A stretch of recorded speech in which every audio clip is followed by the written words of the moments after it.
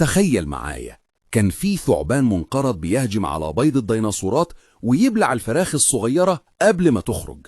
اسمه سيناجيا إنديكاس، طوله 3.5 متر، بس جلده سميك جدا ومضاد لسموم الكائنات حواليه. لو الفيديو ده عجبك اضغط لايك واشترك في القناة علشان توصلك كل الحكايات الغريبة دي أول بأول. سيناجيا كان مختلف عن أي ثعبان نعرفه دلوقتي.